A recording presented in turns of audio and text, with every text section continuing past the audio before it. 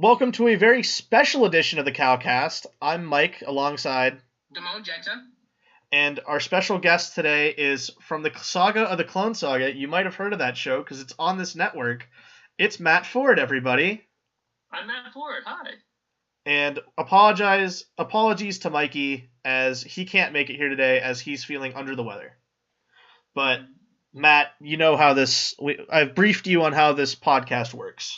You did, and I have been listening along as well, so I've got a general idea. So normally this would have been my pick. My pick moves to the next episode because you wanted to come on as a special guest. So what book have you chosen?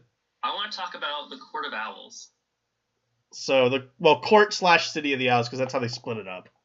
Right. But yes. the first 11 issues of New 52 Batman by Scott Snyder and Greg Capullo. Yeah. I don't have all that much Batman experience. This, I believe, is actually the first Batman story I have ever read, so it was a lot of fun to go back and revisit it.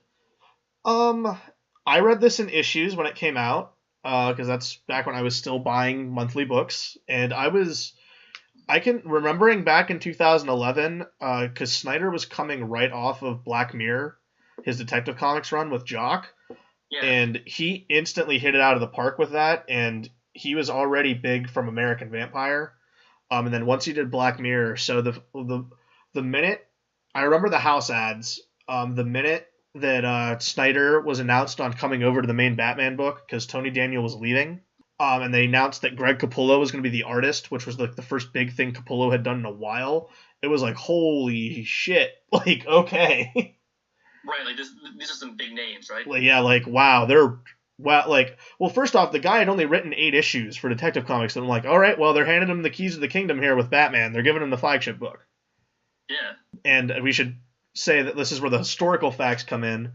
In his Detective Comics run, Snyder wrote Dick Grayson Batman because that's when we had the two Batmans running around, because Dick stayed in Gotham while Bruce was doing Batman Incorporated. Right. So there was one change to this that was made. When the New 52 happened, Dick Grayson went back to being Nightwing, and Bruce went back to being the sole Batman. So when Snyder came on to and like we'll talk about it when we get to the story because it does kind of jumble and mess up the story slightly. For sure. But the original thing was that when Snyder got on the book, it was still supposed to be Dick Bats. Yeah, and I think, like you said, we'll get into it, but that can kind of be felt throughout the story. And there's definite instances where I feel like Snyder is still writing what would have been a Dick Grayson Batman, with the way he quips and makes jokes sometimes. It kind of feels out of character for Bruce. But like I said, we'll get into that. But diving in, this is the first 11 issues of 2011's New 52 Batman, technically Batman Volume 2. But not technically, it is Batman Volume 2. Volume 2? Yep, it never been renumbered. Really? Oh, I didn't know that. Yep, Superman was renumbered in the 80s when John Byrne came out, but Batman had never been renumbered. This is just Volume 2 of Batman.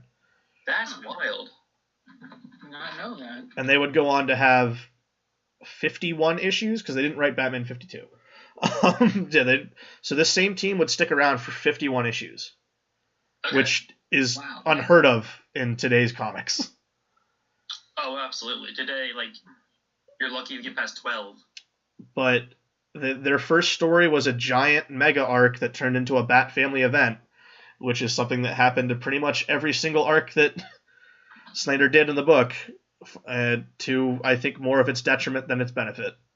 Well, if it follows the pattern here.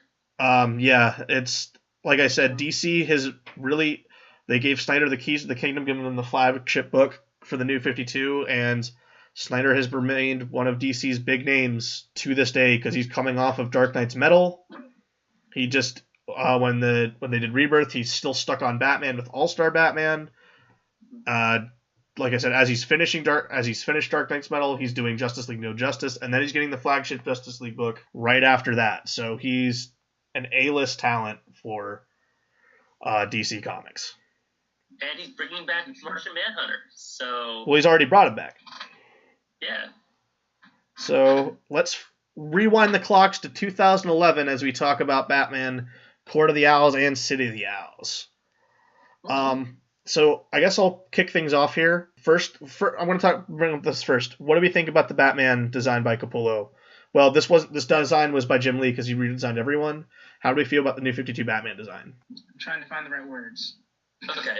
Well, I dig it. I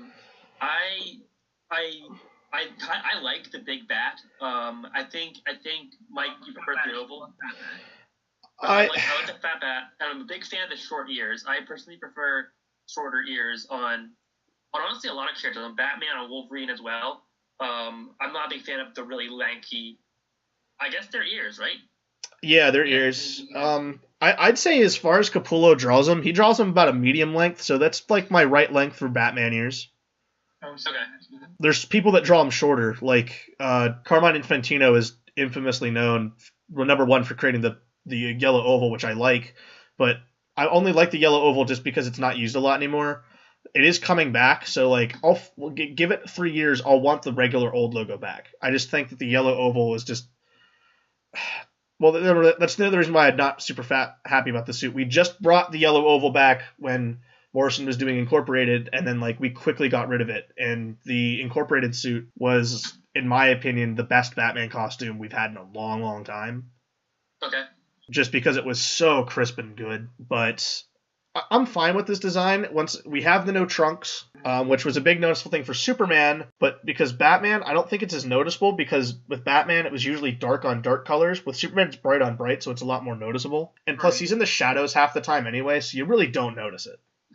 Yeah, I agree. I really don't think for Batman. You get the giant bat symbol on the chest is fine. It's not, I wouldn't even say it's the fat bat. The fat bat's like the Frank Miller bat.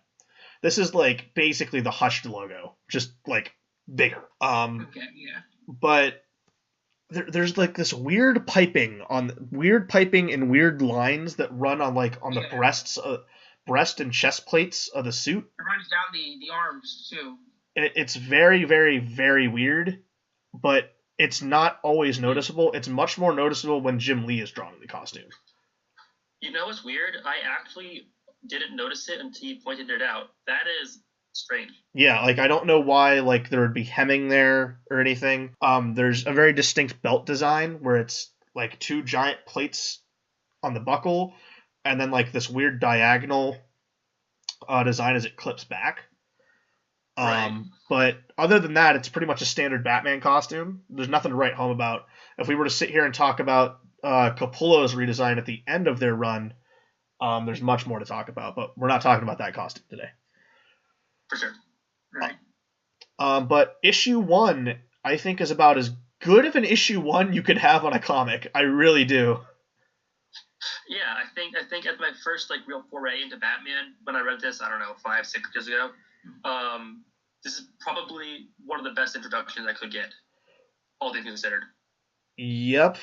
Plus, you open up with Batman fighting like all the villains in Arkham, which I'm guessing like Capullo said, if I'm drawing this book, I get to draw every villain I've ever wanted to draw, because he draws like every single Batman villain in these first 5 pages. This opening splash page is awesome. What do you want to say there again, Demoan? You're like breaking up.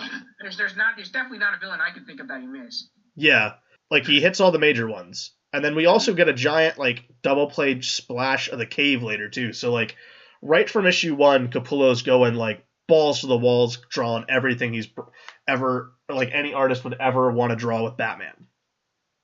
Definitely, yeah. Plus the Batmobiles we see in the Batcave. We see basically, like, the 2000s car, the one from Batman and Robin from the Morrison book, and then, like, the old Roadster, and then the new one. So he has all the cars. So he has like a mixture of old and new cars there. So that's his little take on it, on the car, because every artist has their own cars that they love to draw. But how do we feel about Capullo's Joker, which really isn't the Joker?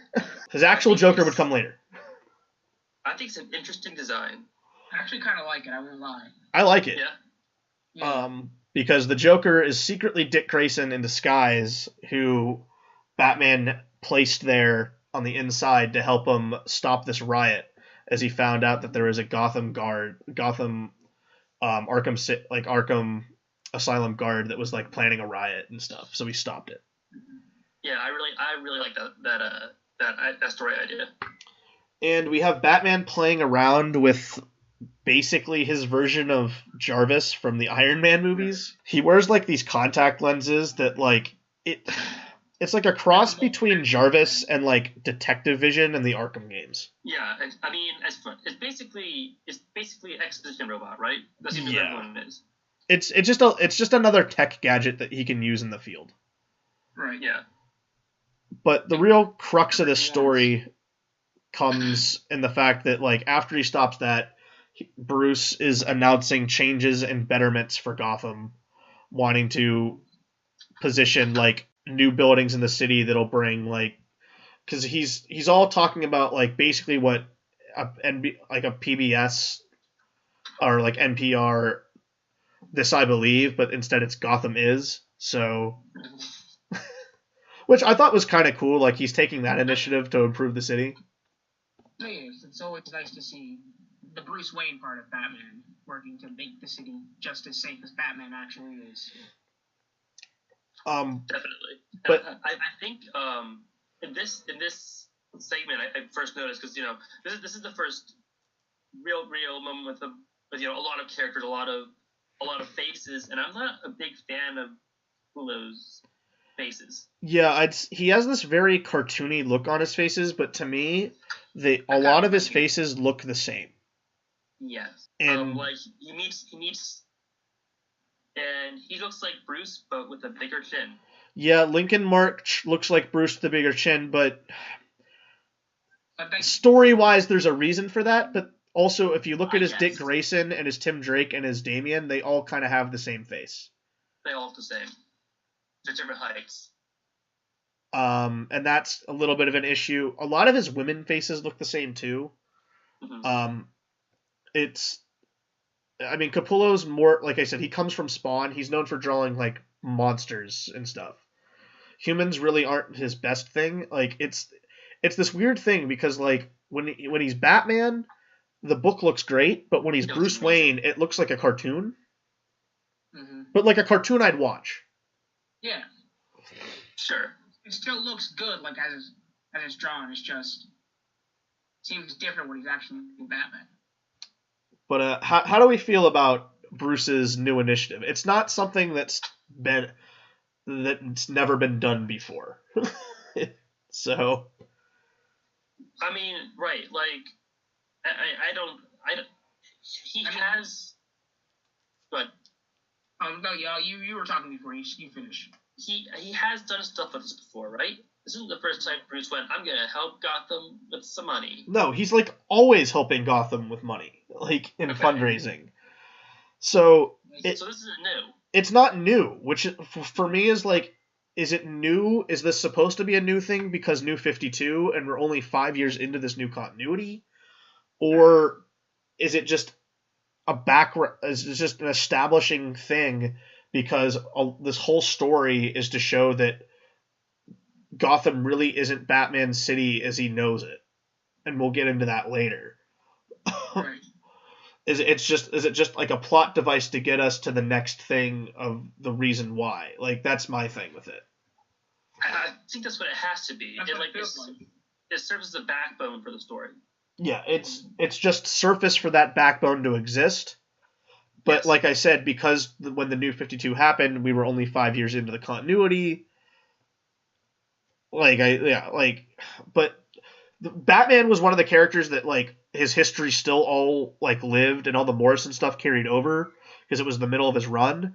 So like Batman was still a character that like all this stuff didn't really get jumbled. So I guess the whole line is kind of messed up. With Rebirth has fixed it a little bit more though. Like you can clearly tell that at least when I read Rebirth, like everything that I've known that has happened. And this, like, and that's just a crux of the New 52. That's not on Snyder. That's on the New 52. Right. John's. John's got to keep all of his Green Lantern stuff. Yep. So, I mean, that's just rules. If you're gonna do a full reboot, maybe finish the stories you wanted to do first. But Batman is talking to Lincoln March, who is running for mayor and wondering if he can get Bruce's endorsement, because Lincoln March is like, hey, you're going to help Gotham, and I like that. But Bruce notices that Commissioner Gordon is on the phone and looks pretty nervous, and he uses that new technology to read his lips and finds out that there's been a murder, so Batman has to spring to action. Right. But I feel like lip reading would be a skill that Batman would already have without. Oh, he would, and he does. Contact. I don't know why he would have to activate that. I think he just activated it so he could actually hear it, because I think he tapped into Gordon's phone. Oh, that would make more sense. Okay. And we get a nice little moment of Batman peering out of the shadows with Harvey Bullock, which was cool. It's really cool. Yeah, and then he goes to investigate this dead body, and this gets into something that I really like about the story, is in a lot of ways, it's a detective book.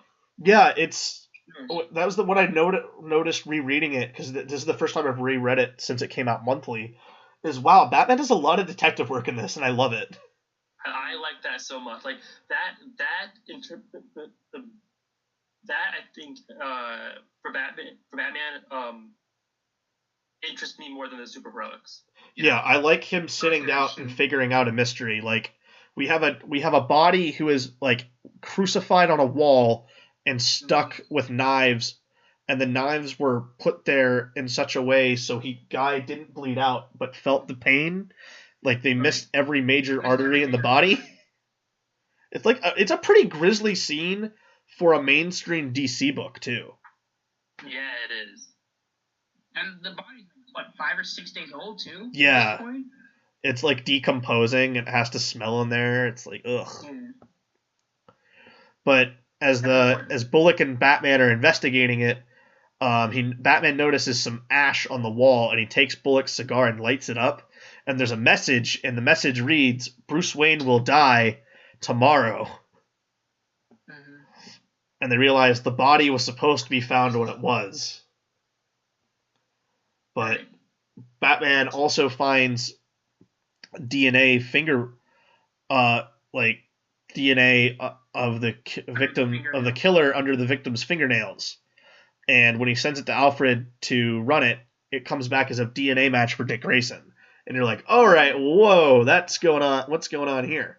Right, like, can he trust Dick? I think that it's a pretty bold cliffhanger to leave for the first issue of a series. Like, it immediately draws you in, which works. Oh, for sure. And then we get into issue 2, which is a pretty cool action shot cover by Capullo.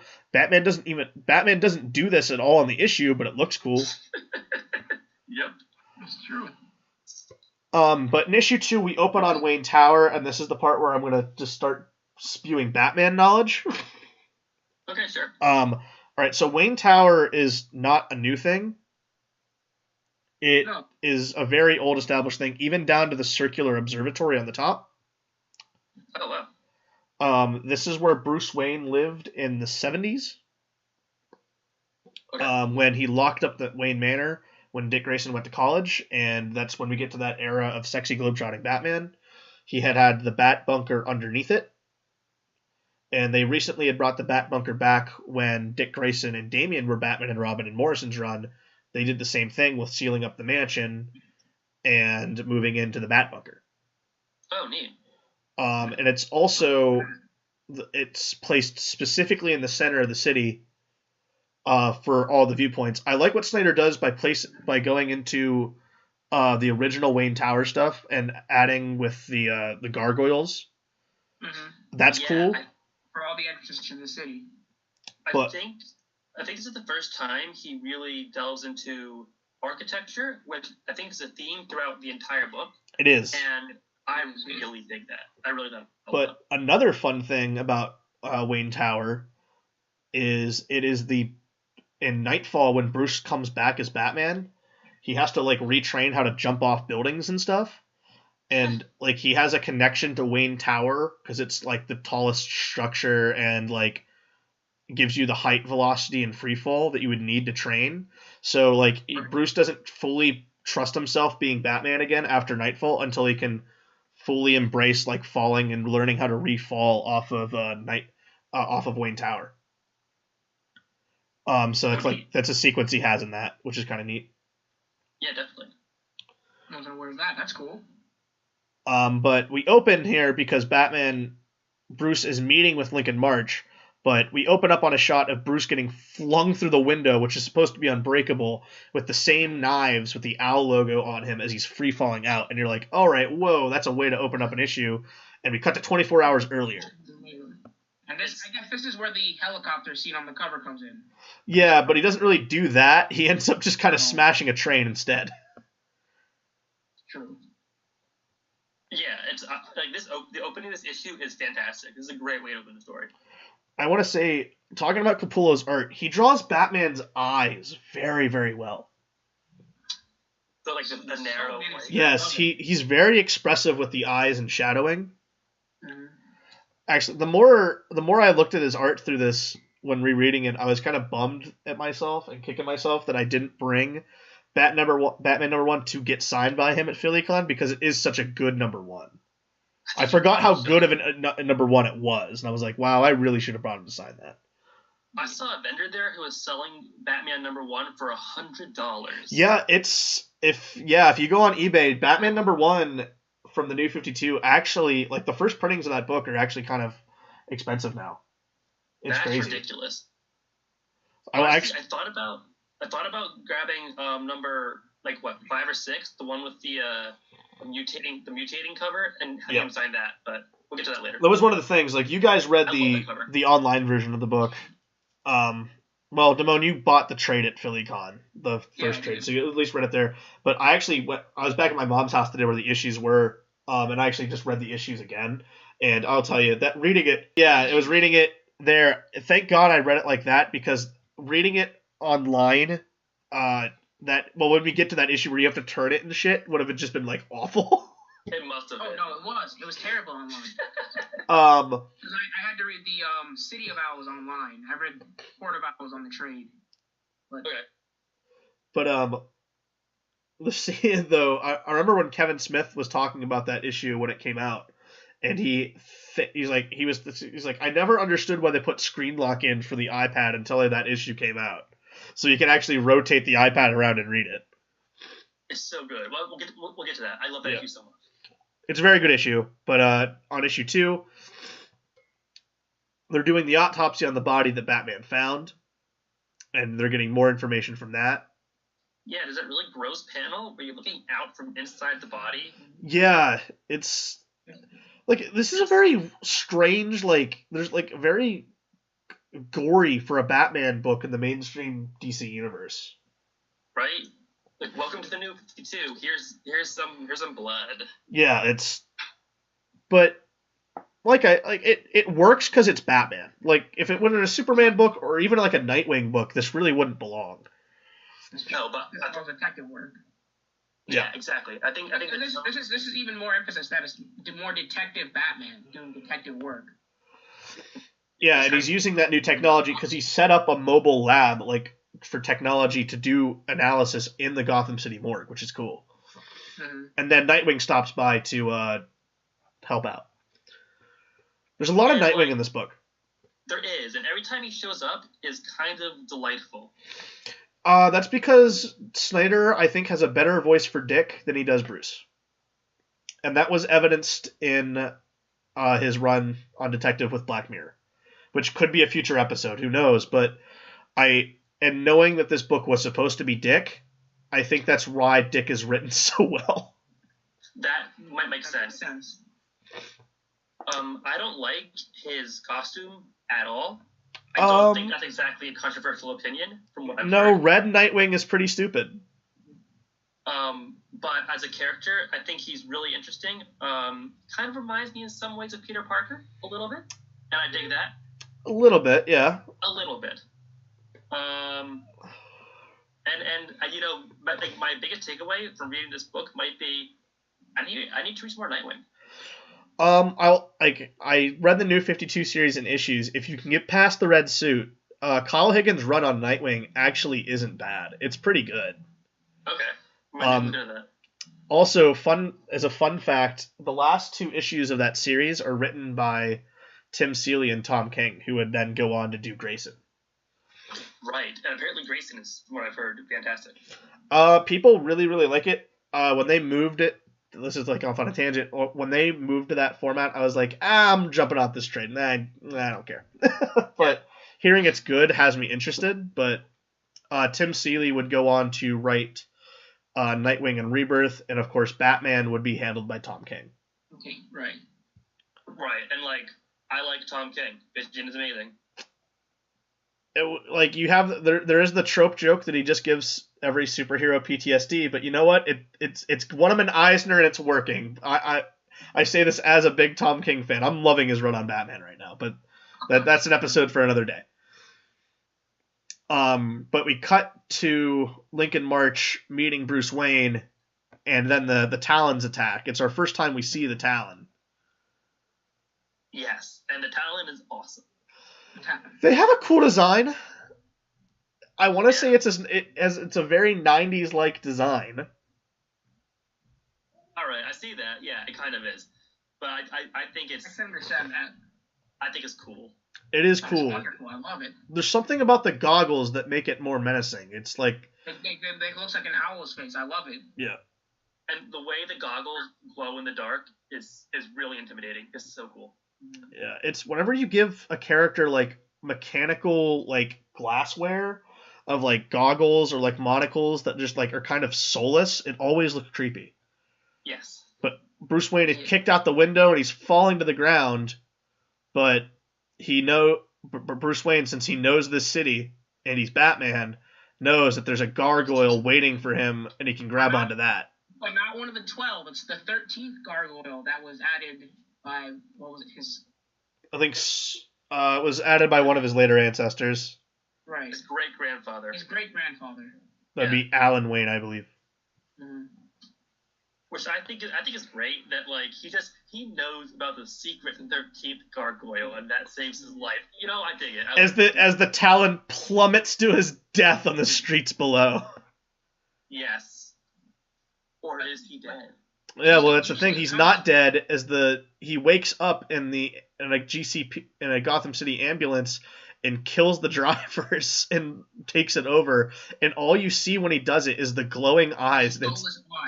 And it's horrifying. Beautiful. I love it. That sequence, honestly, is so good. That's some great panel work from Capullo. It is. Just my favorite thing is the soulless eyes and like the blood spattered ambulance on the inside as he's driving away. It's just all dark. And that's how we end issue 2. Like we're 2 issues in and we're like I said, balls to the walls crazy here. Mm-hmm. Absolutely. And then when we get to issue 3, which is one of my favorite covers with Batman fighting the Talon one-on-one. That once again, that doesn't happen in this issue, but it's a cool cover. It's a great cover. But we open up and we flash back to 1922 of a Gotham City winter as Bruce's great-grandfather, Alan Wayne, is running through the streets like a madman, scared of owls. Owls are scary, man. Owls are scary, but like as the police are trying to sort this situation out, they look and Alan Wayne is nowhere to be found, but there's an open manhole cover, and you can only imagine what happened to him. He fell. Or he fell, or he was dragged in, and right. Yeah. And then we cut to Batman smashing a dude's face on brick. Which is probably the best transition just in anything ever. It is. It's almost a Batman trope in itself of transitioning to Batman beating the shit out of some thug and interrogating them. Yeah. And it always works. But the interesting thing about the people that he's going after is it's like this weird gang of they're called the Whisper Gang. Yeah, the Whisper Gang, which is like an offshoot of the Ukrainian mob. And I don't know how the hell Snyder came up with this idea where all of these people half of them are in muzzles. Yeah, they're all wearing muzzles to prove their loyalty. They have to wear it for like a year to show that they won't talk. And they're given butcher knives, and that's how they run the sewers of Gotham and the illegal trade and stuff.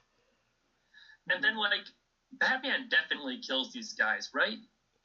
Because he throws a magnet on a moving train, and then he magnetizes all of their faces to the train by their heads. But, like, one of them also hits into the back of another guy's head, so, like, most of them are probably dead. I think they're dead. All right.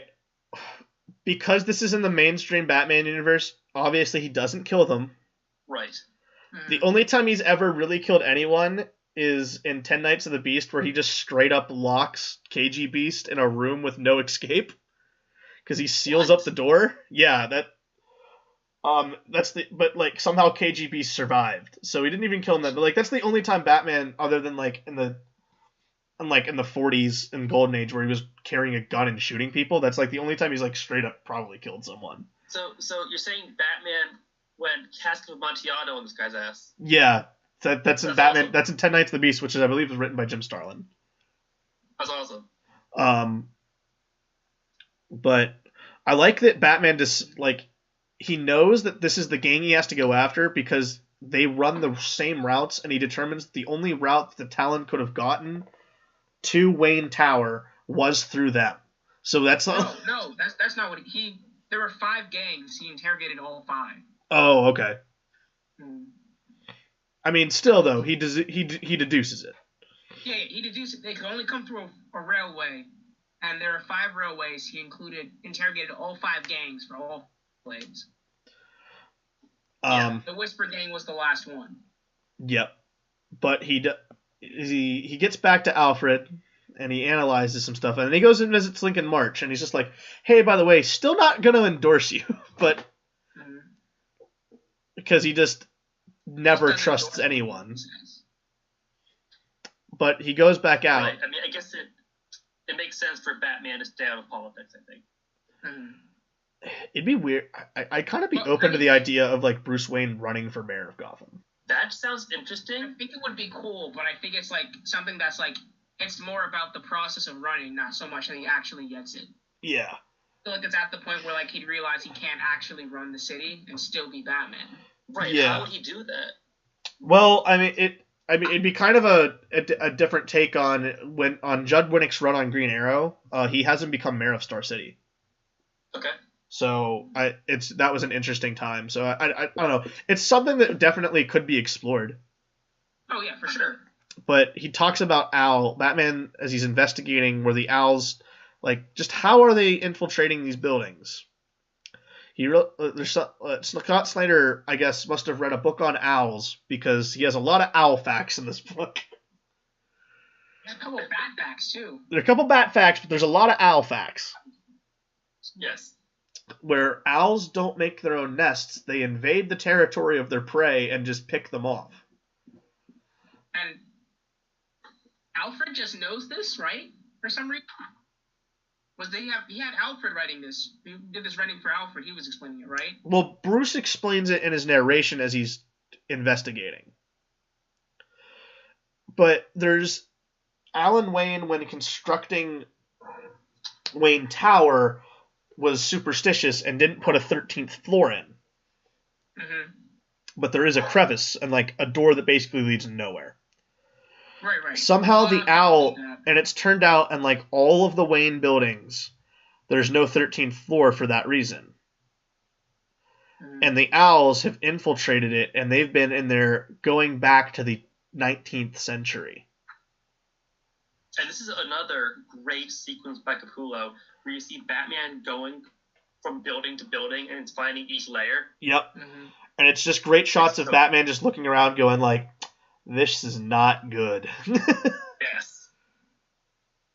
It's so great. And then he tells Alfred to open up the Alan Wayne's crypt because something's definitely not going right here. Right. And he gets blown up. And then you end the issue with because the last date on one of the pictures is June of 2006. Right. Yeah. And the boom goes one of the buildings, and we just see the Talon watching. And we get to issue 4, which is my favorite cover, of the Talon's eyes with Batman and the sights. And then, like, in the red, we see the skyline of Gotham. That's my favorite cover.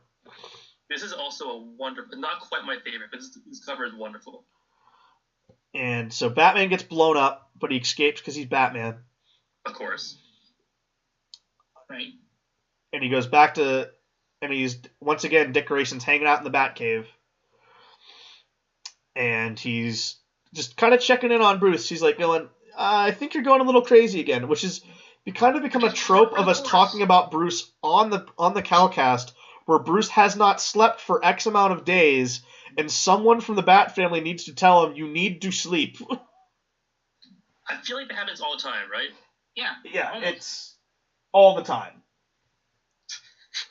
Like, what more do you want us to say? Yeah, it's... If Bruce didn't have the Bat family, I think he would basically kill himself. Literally die, yeah. He would die just because he would forget to sleep. Yeah. Isn't something that should have ever happened? But apparently this is something he actually has to worry about. In Morrison's run, he talks about, he establishes that Batman early in his career, to get around this, would take 2-minute micro sleeps. What? Yeah, when he had his body operating on peak performance, he found out he only needed to sleep 38 minutes throughout a day or something like that, and he would take 2-minute micro sleeps. Okay, cool. Because why not just take a 38-minute nap all in one go? You can have 2-minute micro sleeps throughout a day. It's it's such a Morrison thing that I'm just like, of course, yeah, it works for Batman. I would do that if I could. Yeah, sleep 2 minutes a day. Yeah. Hopefully I'd get a lot more done. I read a lot more comics. Yeah, you get a lot more reading and comics done, but Dick's going all right, this Court of the Owls thing, they're definitely real as they've infiltrated our buildings. And this is the thing I don't like, is how Snyder positions Batman as so stubborn that he has a pretty good amount of evidence at this point to go all right, there's definitely something here, but because he investigated it as a young boy, way before it was Batman and had any training, that he's set that the Court of Owls just doesn't exist. Because when he put the clues together when he was a boy and went to this orphanage house that was abandoned, the Willowwood house, they weren't there. So he went to a country club house. Oh, I thought it was Willowwood. I thought it was Willowwood both times. No, one was a weird country club house. That's right. Yeah. Or something house. It's different, but Willowwood was different from that. Yeah. We went to find them. He goes there because the country club was made up of the most powerful families in Gotham. Right. Because he believed the court was behind his parents' death, and this all revolves around an old rhyme that's of Greek origin. So shout out to our friend Nick. Greek major. Harbor House, it was called. Yeah, the Harbor House. Okay, that's right. But all he found was a dust. But Bruce got trapped up there for a week and a half and was comatose when Alfred finally found him. Yeah, I think it's kind of, like you said, it's kind of strange that, because as a kid, his apparently pretty tenuous lead didn't pan out, he just decided they're not real. They can't be real. They can't be real, even though he's made contact with the Talon and has found information of the Talon infiltrating Wayne buildings going back to 2 centuries. Right. And the carbon dating lines up, and he's still that can be faked. Yeah. He seems like he really doesn't want to believe they're real. And I think that's the point, is that Bruce doesn't want to believe they're real, but at the same time, Batman would definitely just be going okay, there's something going on here. You would think. And this is where this gets into my gripe about Snyder, is he likes to show that Batman isn't this invincible force. Morrison writes Bat-God, literally Bat-God. Yes. But still has him, maintain, he is just a man, but, Batman, at the end of the day, isn't just a person. He's literally the ultimate person that, of course, it's in a fictional sense that, you could attain it if you really drove yourself to it, but it's still, it's in that, small realm of, okay, you can buy it. And, Bat-God himself is a trope. But Snyder seems, and this is all throughout his run, where he is very much determined to just keep breaking Batman down. And this is one of those things. Yes. But it's one of those things that I'm just in his publication history, Bruce can be stubborn, but he's never stubborn when it comes to a case. He's always stubborn when it comes to, like, starting to trust people, and, like... Like, he wants things done certain ways. Yeah, he's not stubborn when he has evidence. Right. Like, that's my gripe with that. But Sure. Batman goes into the sewers. And this is where the fun begins. This is great. And, like, he's investigating the walls and how, you know, he finds marble, while the sewers are made of granite. And you see the Talon's eyes in the darkness behind him. Oh, man. It's great. It's a good battle. And then he gets pulled through a wall. And that's it. And Batman wakes up, and it is such a good comic book ending where the court is on a television screen, and Batman wakes up in a maze. He's missing his utility belt, and they're going, "Welcome, Batman, to the labyrinth." And you're like, okay, let's go. Yes, I'm on board.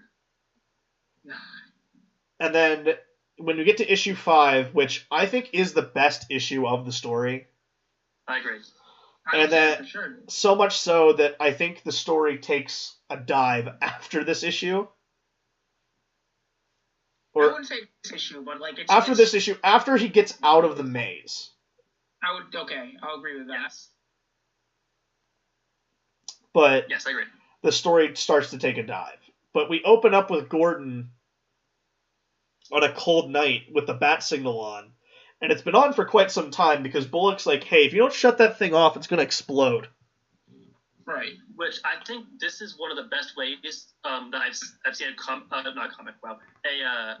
time skip pulled off. Yeah, it's... Or, like, he's clearly been waiting a long time, and Batman is not coming. It's setting up, like, things really are not going well in Gotham, but, like, Gordon's leaving it up to, like, still scare the criminals. Yes. Right. Like the Batman's still here. Like, don't worry. Like, even though I haven't seen him, he's got to be out there. Like, he's still out there. And then we get a cut of the Bat family, like, also trying to figure out what the hell's going on. Yeah, including this one guy with the glowing bat signal. Who was that? That would be Batwing. Sure. I don't know which Batwing, though. Okay. I don't care about this. Is early in the New 52, so I think it's the first one, but I didn't read Batwing. Yeah. I think in Rebirth it's still Luke Fox, so it wasn't Luke Fox for a little bit, and then it was again. So who knows? Okay. So Batman's in the labyrinth, though. Yeah, but Batman's in the labyrinth, and we talked about the way Capullo draws Batman's eyes, and the minute when you see his Batman's head peeking around the corner, and it's just the one eye, and then, like, the human eye, and you're like, it's really terrifying and off-putting. Oh, God.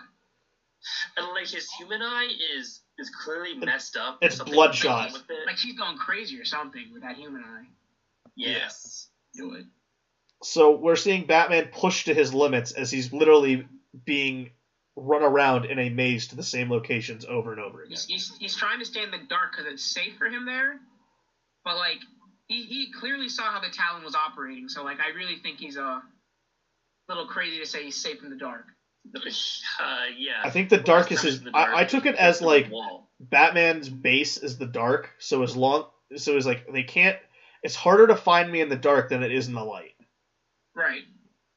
But that's probably the way he's thinking. But again, he does know that the Talon was operating. So, like, and he's met with these creepy pictures on the walls of people that have been driven insane by the Court of the Owls, and, like, some of them are, like, ancestors of Bruce Wayne. Really cool. Because, like, them and they take pictures of them as they come through the room, and they're getting older and older. And I think that's really cool how they're doing that. Right, and they're losing their minds. It's really creepy. And this issue also makes you lose your mind. Yes. But he also comes across this giant owl statue, a fountain, which he drinks from because he has no other choice, but is clearly drugged. Right. Well, Batman believes it to be drugged. So he's like, don't drink too much. Yeah. But, and then that's when the issue, and then, well, that's at the beginning of the part where we see the lights turn on.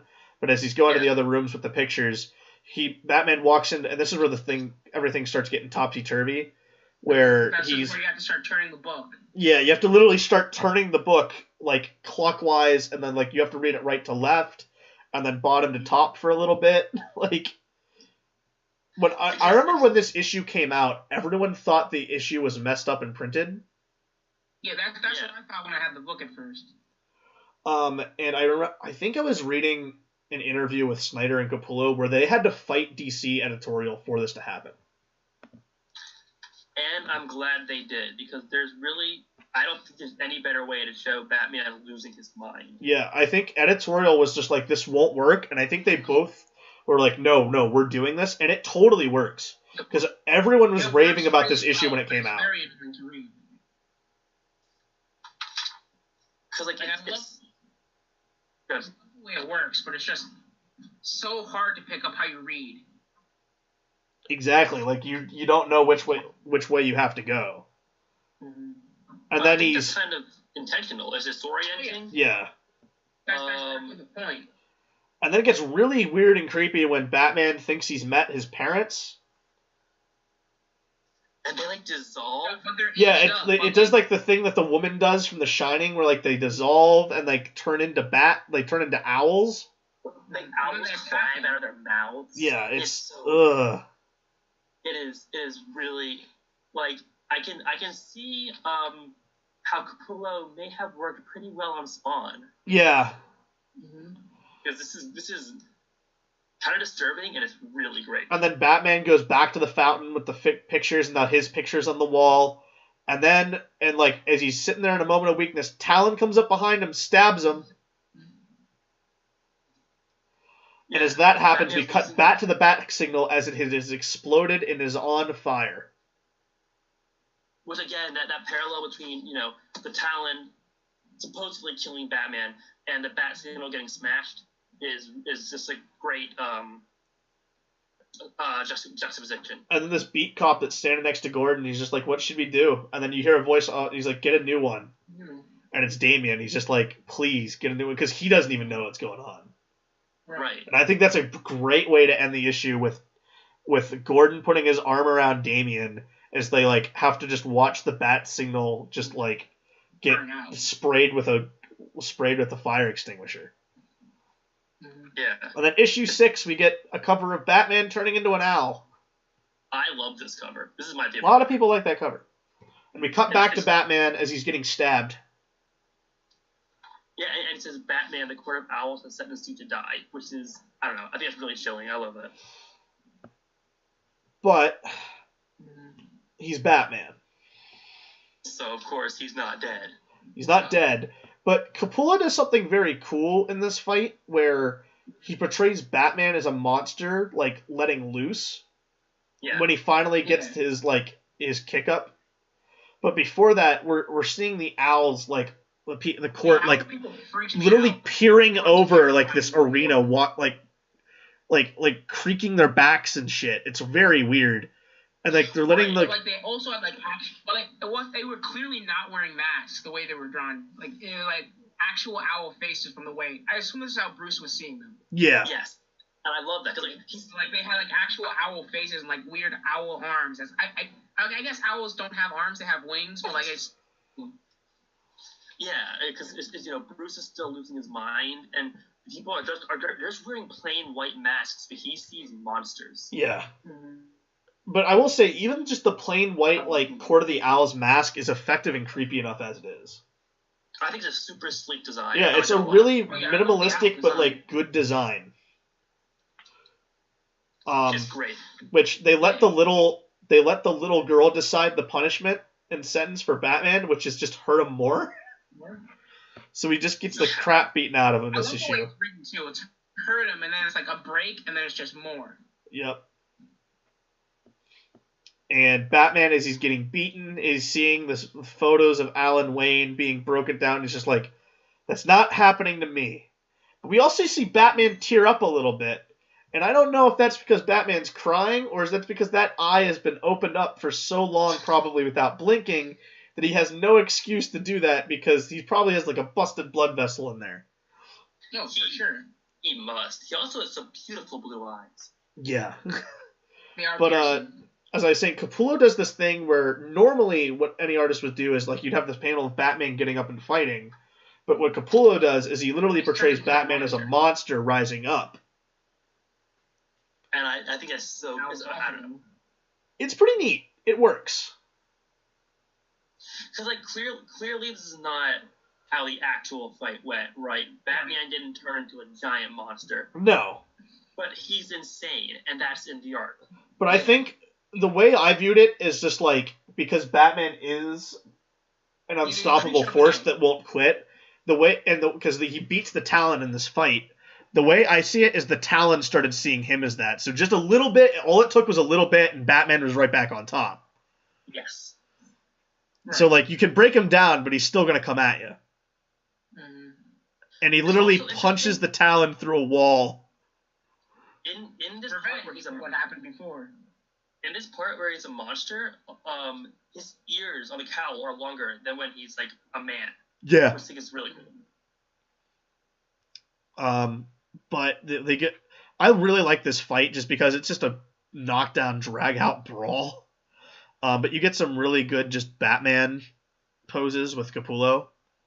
But he knocks out the Talon, and Batman, as he pulled up a tile in the last issue on the floor, and he's realized is like he found out that like that one tile is like weaker, and like when exposed to this certain thing makes it explode. Mm-hmm. So even though he doesn't have his utility belt, he's still relying on his knowledge, and he's able to escape the maze, and he floats down into the cave, float down through a pit, and like swim to the cave. Right. Which is pretty sweet. He breaks through some ice, and then who was it? Who saves him? Alfred saves him. I couldn't tell you. Who saves him? Harper Row saves him. Yeah. Who is a character that Scott Snyder introduced. And she wanted to become some sort of Batman character, but I forget her name. Some Bat family character. Yeah, that story's in issue 12. Like their initial meeting, but we didn't read issue 12 because it's not. It didn't really connect to them. No, it's just a one-off to set up Harper Row. Right. But that is who saves him in this sequence here. But the Talons, the Court of the Owls are there, and they regroup. They're like, this Talon's kind of beaten up, and they're like, yeah, just wake up the rest and have them take over the city. But dispose of this one first. Yeah, dispose of this one, wake up the city. And this is the part where I'm just like, okay, this is when the book kind of starts going downhill. I think it's still okay. It's still okay. It's after the next issue where like the home invasion happens. It's just like, okay, yes, because like Bruce goes to the Batcave and Dick shows up and he's like, hey, so this Talon was your grandfather, and Dick kind of gets angry and he punches him in the face and knocks his tooth out. Yes. But like it was just so weird how it worked out. Like I don't know how to describe it. Like it just felt unnecessary. I don't know. Right. Like I have to assume, if Dick had been Batman, this would have fit the story more fluidly. Yeah, that's the thing. That's supposed to it's supposed to be a big twist, but because it's Bruce's Batman book, it doesn't really work as well. It doesn't really matter. No, it's just your sidekick was supposed to be a trained killer. But they didn't. But like it didn't happen. So what's the point? Right. And then the issue ends with a ton of Talons jumping off a building, which is a super cool image. And at that point, the story ends. Yeah. Well, there is another cool moment in this issue, which is when like Alfred's carrying him back through the Batcave, and like the dead Talon is like propped up on a table, and he's just like Batman's scared of it. Yes. But he's messed up. no, he's messed up. Yeah. But the thing with Nightwing is it could have been a cool thing, but like because we know Nightwing's not going to turn into a bad guy, it's not. It doesn't really go anywhere. No.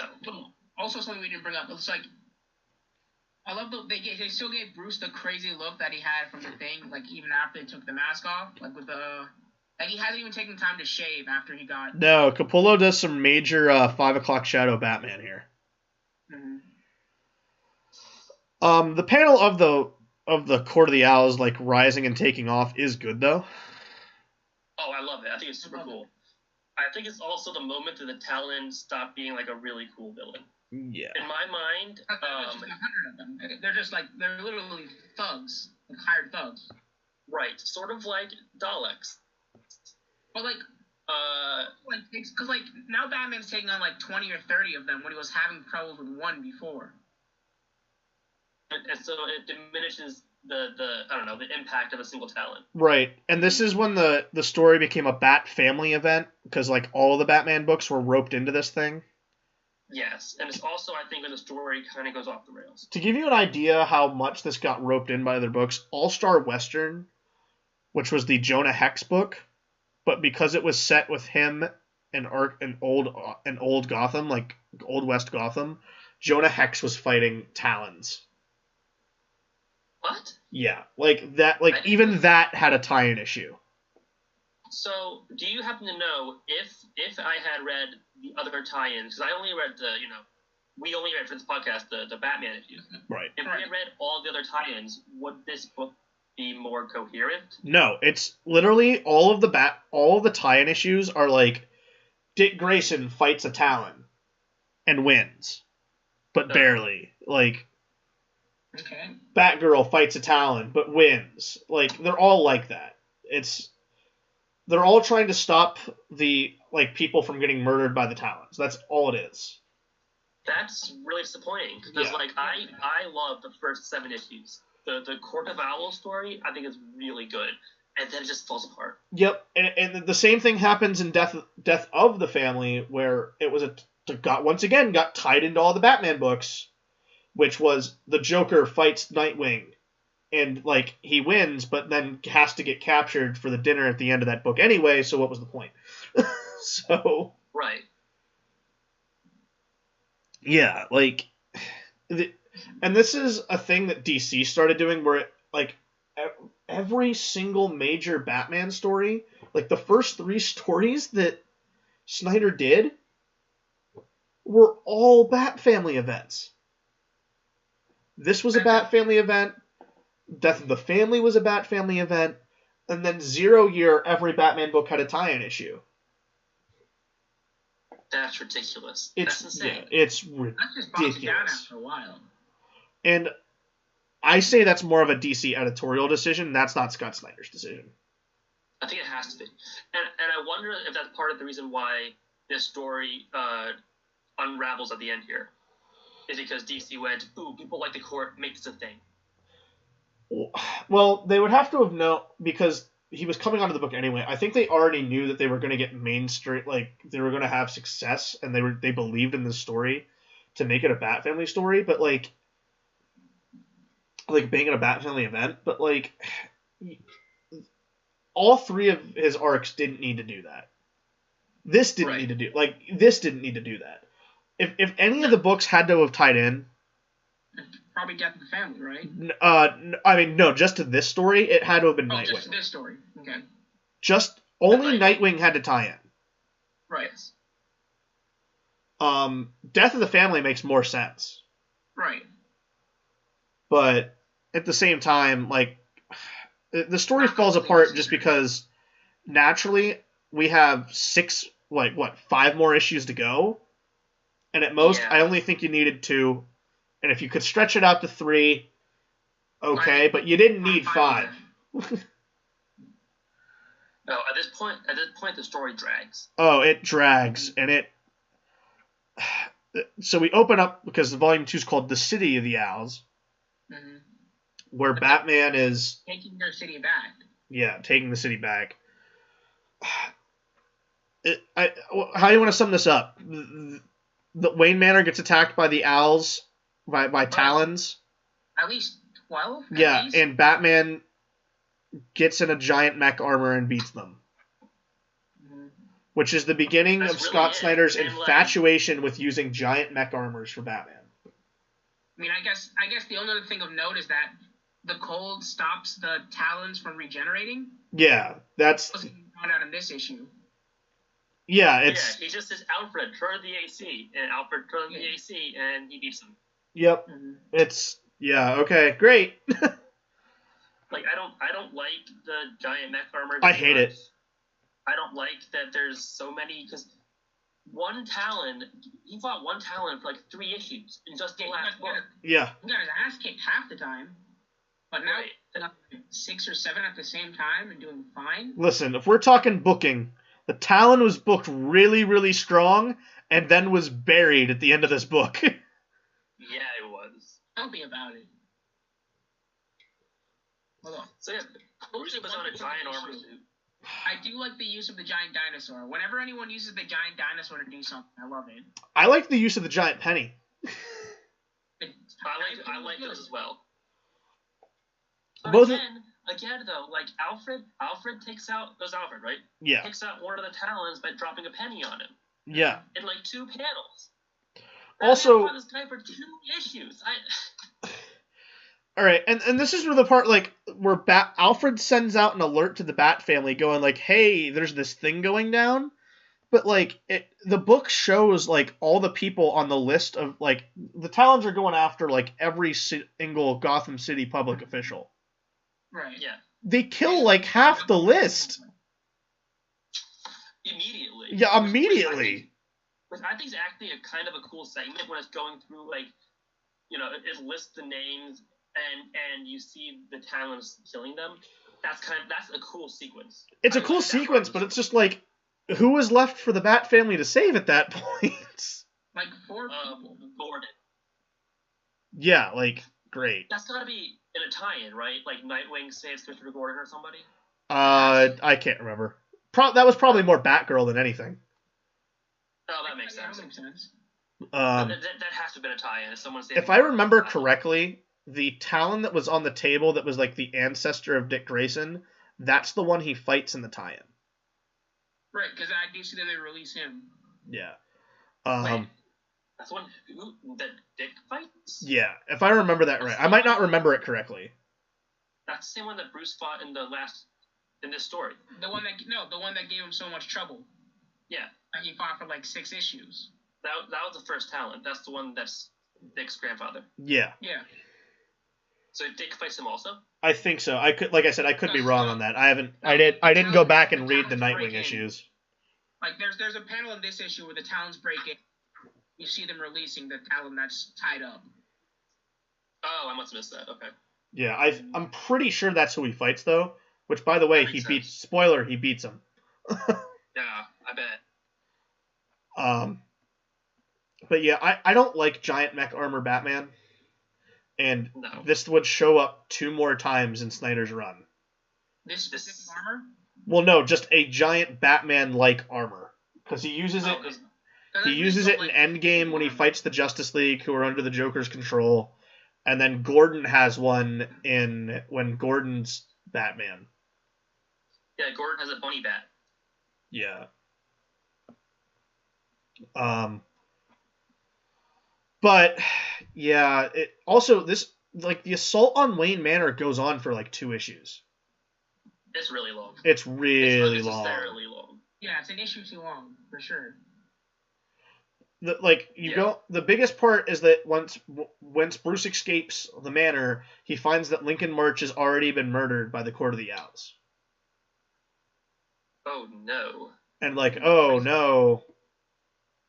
Not Lincoln March. Not Lincoln March. But also Lincoln March is also able to take out one of the Talons before he dies. Right, he shoots him. So. Right.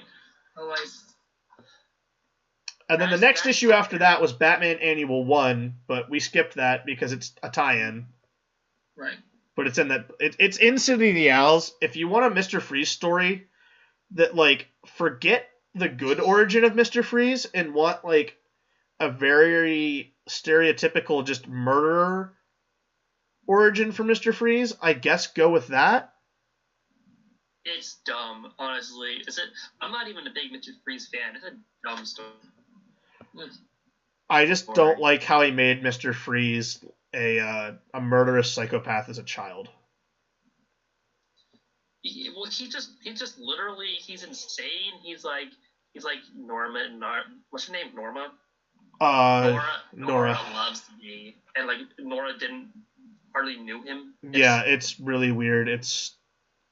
We won't talk about that much.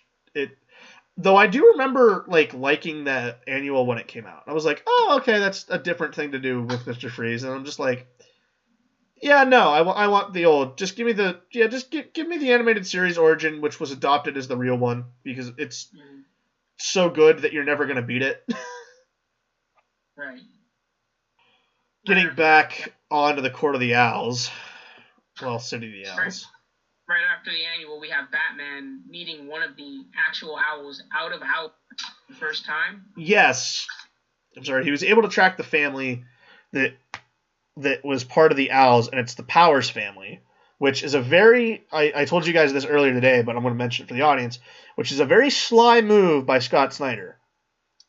Because if it's the Powers family, then I'm going to take that as it is the same Powers family that Derek Powers belongs to in Batman Beyond, which Derek Powers would become. Connected. Yeah, so it's just a very sly, connected thing. Right. So Derek Powers could have been a talent.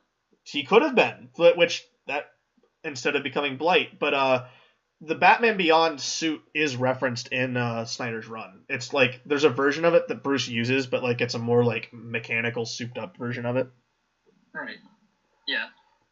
And then Batman Beyond exists in Rebirth, so I mean, as far as that goes, yeah, Derek Powers could totally exist possibly in the DCU. For sure. But I just thought that was a very sly move of making the family Talons. That was good. Yeah. Yeah, I dig it. Right. So then Batman takes his lead from there and finds a bunch of the court all dead. Yes. In the Harbor House, where they're poisoned. Where he decided, I couldn't find them here, so they don't exist. And he's back there now, and he finds them this time. Yeah. But, Bruce's attitude's still well, I guess that's it. Yep. Guess we're done. We're not. No, we're not. We're far from done. Because he still needs to fight. Bruce is still ready. Bruce says everything doesn't feel right. No, it doesn't feel right, but he's just sitting there going well, it's Alfred who pushes him forward again. Yeah. Not even Alfred's still saying that it probably doesn't feel right because it actually is an end. Yeah. Alfred's trying to get him to stop going on to this. Yeah. But he looks at the photo. Bruce thinking. But Bruce looks at a photo of his parents. Mm-hmm. And notices, we don't notice what he noticed, but there's something on the photo that makes him run back to the morgue. Mm-hmm. Right. And he pulls out where Lincoln March's body was. And it says, "Follow me down to the rabbit hole." And he ends up at the Willowwood Home for Children. Willowwood? It's Willowwood. And years ago, it was Gotham's satellite hospital for children suffering from mental illness and neurological disorders. And then they have this eerily disturbing picture of ghost kids doing these awful I don't know, creepy poses. It just feels really wrong the way they draw it. But it's weird. But the place. I mean, anytime you go to an asylum or that was a place for sick children, it's always eerie and creepy. Mm-hmm. But it's eerie because they drew ghosts for it. Yeah. They're actively ghosts are actively here. But they said the place fell apart because it was built on a sinkhole. Mm-hmm. That's a cool idea, but you know what would have been better? And worse, possibly? Well, because this is the New 52, I don't know if No Man's Land happened or not.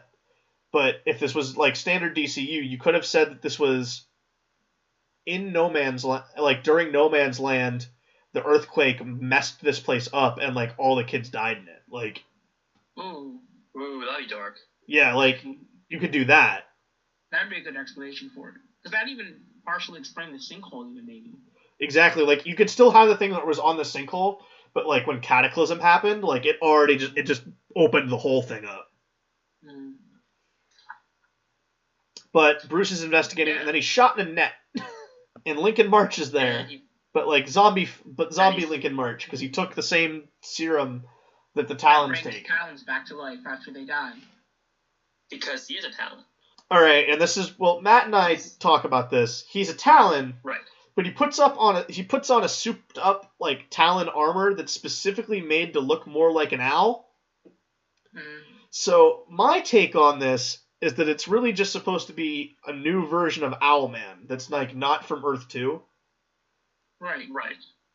Because like when this came out, like people online, like at least with like the things I followed at that time, just called it Owlman. See, I don't think he is. I think he's just the Talonist Talon. He's the Talonist Talon, but like because it's so owl-like, I'm just like it's just easier to say Owlman. Oh, yeah. That's fine. I can understand where you're coming from with that. Well, like, I can definitely understand where you're coming from. I think he just has a different suit because he betrayed the court. He's not part of the court, so he wants to distinguish himself. Well, he said the court was working on like a newer suit because Batman's was already so advanced.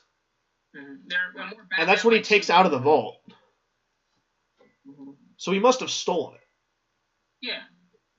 Probably after he presumably killed. Well, he did kill the owls in Gotham. Or the owls in Gotham. But the big thing is that Lincoln March is claiming to be Thomas Wayne Jr., which would be the brother of Bruce Wayne. Yeah, and that's weird. It's very odd. It's a weird choice.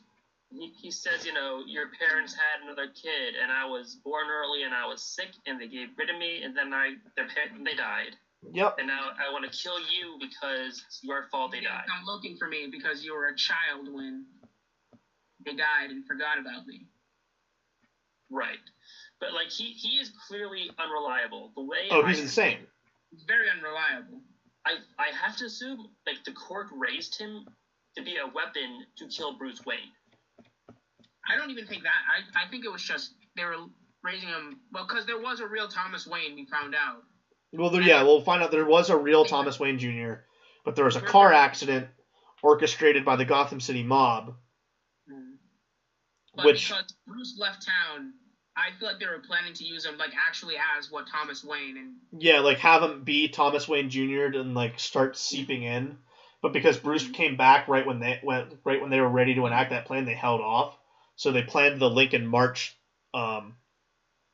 identity, which the identity of Lincoln March is because the street convergence where the car accident happened with Martha Wayne and young Bruce was at the street corners of Lincoln and March. Right, yeah. Okay, great. Whatever. So you think that Thomas Wayne Jr. was raised not to, eventually assassinate Bruce, but to take over the company? Yeah, it was. That was the Court of the Owl's way in. Okay, that makes more sense. Sure. Mm-hmm. Because like they obviously wouldn't know that Bruce Wayne was going to become Batman. So like a regular assassin would have probably worked for just Bruce Wayne. That makes a lot of sense. Yeah. Mm-hmm. Then we have Talon dragging Bruce Wayne around the city, explaining how his view was from the asylum. Like, I don't know. Like, it's a fun fight, but like Batman loses his cape and stuff. So like, why did he even lose his cape? I don't remember. Lincoln March tears it off. Oh, what? That just seems unnecessary. That's weird. Yeah, he throws him through a wall and tears it off. Right. I'm looking at it now. Yeah, he does. It's a fun fight, but I don't... just a couple issues ago, we had the fight with the one Talon that I think was much better. Yeah, it was.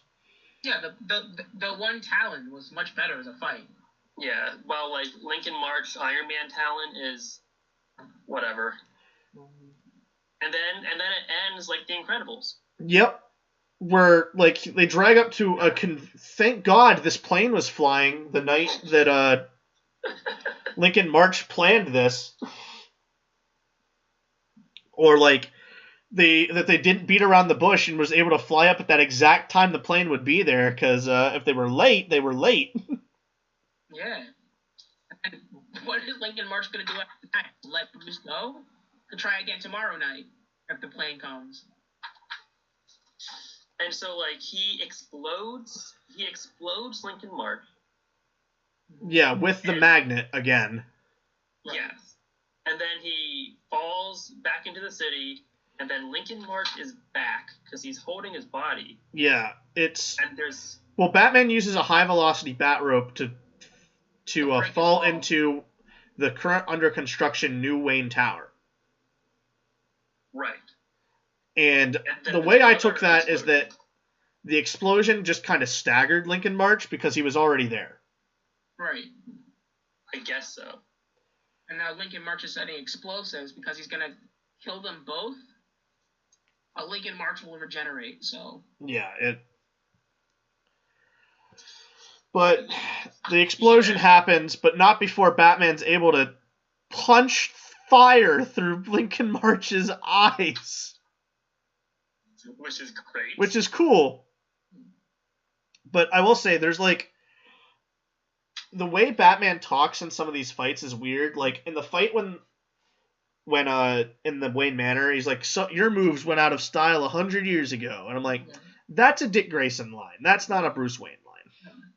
Right. He definitely... He's a much more silent fighter. Yeah.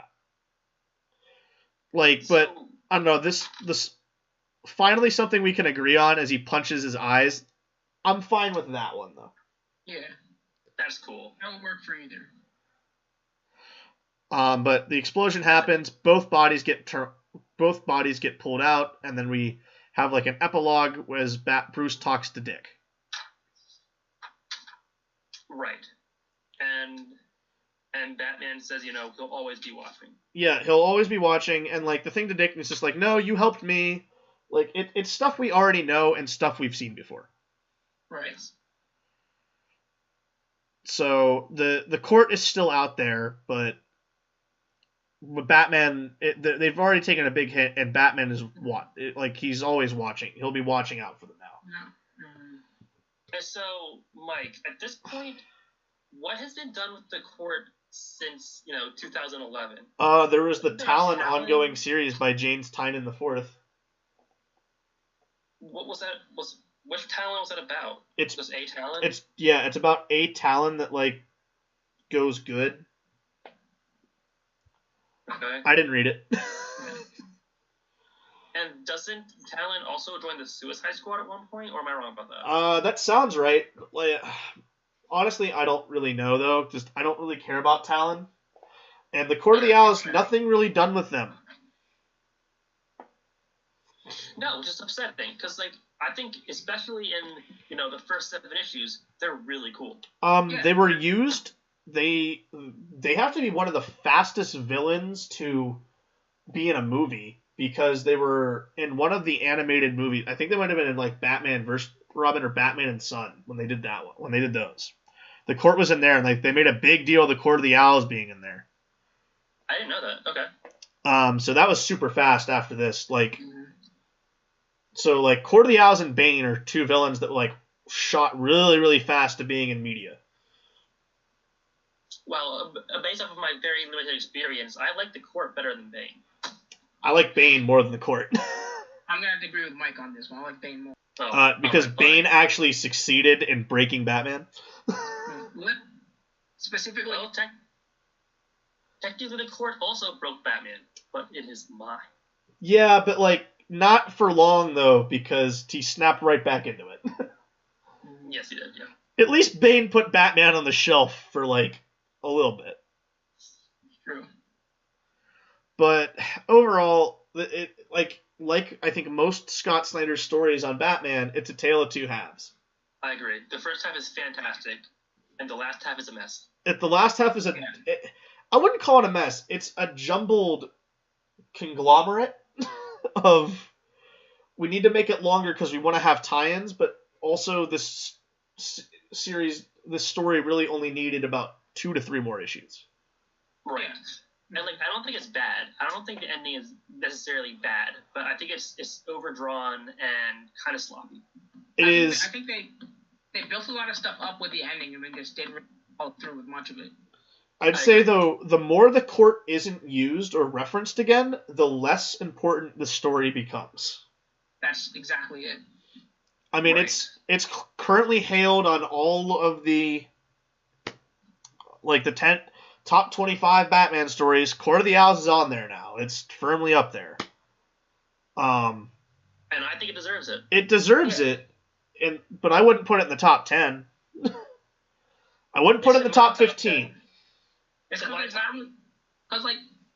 there's not many lasting effects from it. Yeah, it's a good story, but like I also said, like because it's a tale of two halves, you can't just write off that second half. No, you can't. And like there's some major retconning in here with Dick Grayson. Is that ever brought up again? No. Which is the scene where he gets punched by Bruce is directly like brought up. It's like the same scene plays out in the Nightwing book, which is pretty sweet. Okay. That's cool.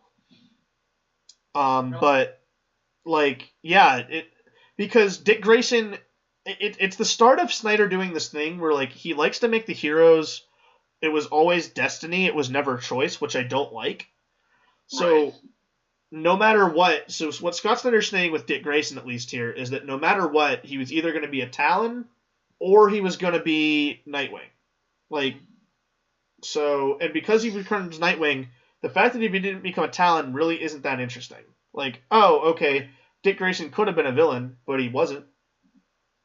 Yeah, basically. It's just like a little side note that you have. It's a side note that's just like, yeah, that's neat, but like, at the end of the day, Nightwing is Nightwing. It's... Yep. So, I don't know. Capullo's art's great all the way through it. There's not a bad issue drawn in here. No, and even some really cool stuff with panels, just some really cool stuff, with Monster Batman. I like it a lot. Even the backups with Raphael Albuquerque with the Jarvis Pennyworth is good. It's beautiful. Which that gives more just... It doesn't say anything else than what we already know. It's just the events of the car crash playing out. Right. And then we also find out, I guess, Alfred's dad was killed by a Talon. Yeah. That doesn't really have any effects either. Yeah, that doesn't have any effects. So, there you go there. But overall, I think I was a little bit hard on Court of the Owls coming into this because I was like, oh, Court of the Owls, I was not, like, I think it's overrated. I think it still gets a little bit too much praise, but, like, it's not a bad story. It's definitely worth reading. I agree. I guess in terms of ratings, I'd give this a solid 7 out of 10. I would say an 8, but sure. I've not read as much Batman as you have. Exactly, like close. For me, like if this is in my top 20, it's 15 and a higher. It's not in my top 15. Sure. Okay. But as we're wrapping up, it's that fun time where we get into final thoughts. Anything else we want to say? I mean, I guess thank you guys for having me on. Demoan, anything with Court of the Owls you want to say? That we... I just really wish it had, like, farther-reaching effects. Yeah, like, it's... They could have done... I know Thomas Wayne was never... Probably because he died. Like, we know he died. Yeah, Thomas Wayne Jr. But, like, even, like... Because... What is it? Lincoln March is still out there, presumably. And Lincoln March to my knowledge, hasn't been used again. Because, like, his body's gone, and we know he heals, so, like, I just want them to do more with this, what happens in this book. Like, I just want it to affect more. Yep. But the story's definitely worth checking out. a superstar creative team, and a guy that writes a pretty good Batman. I still think Black Mirror is the best Batman thing Scott Snyder ever wrote. So I'll read it. yeah, it's really, really good. It's like I said, it's a detective story, so you get more of that, but just as Dick Grayson as Batman. Neat. And that story he uses James Gordon Jr. Ooh. Because if you've read Batman Year One, remember how he has a son, and that son was just never used again? Yes. I do remember. Yeah, it's a story about that son, and he may or may not be a serial killer. So if we ever decide to do that story, we'll get into that. But I do have the pick for the next episode of the Cowcast. And my choice is we're going to take us back to the year of 1989. We are going to read the 4-part story, one of my favorite Batman stories. Spider-Man 300. No, that's for the Cowcast, please, no. That's not even for the Saga of the Clone Saga. No, before that. It's before that. It's better stuff. No, we're gonna read A Lonely Place of Dying by Marv Wolfman. Awesome. I'm looking forward to Which that. is the story that introduced the best Robin, the third Robin, Tim Drake. It was a crossover between Batman and New Teen Titans. If I'm remembering correctly off the top of my head, it is 3 issues of Batman and 1 issue of New Teen Titans. Okay, I like that. So it's only 4 issues, but a really good story. So I'm very much excited to do that. It was a book that was out of print for a really long time and finally was reprinted in the back of the new edition of A Death in the Family. So if you buy the new edition of Death in the Family, you get the death of Tim Drake and the beginnings of Tim Drake. What's even better about A Lonely Place of Dying is, you know who is the artist on it? Jim Starlin. No, George Perez and Jim Aparo. Oh, cool. So you get 2 really, really good artists on this book. Yeah. And that story, like I said, it's actually 5 parts. I'm sorry. It goes from Batman 440, New Titans, because New Titans number 60, Batman 441, New Titans 61, and Batman 442. Mm-hmm. So it's a very quick read, but really fun. So that should be fun, yeah. Yep. And Demoan, you want to sign us off here with the old familiar phrase? Mm-hmm. So we all had fun today, but as always, get home safe. And don't get trapped in a giant maze of owls.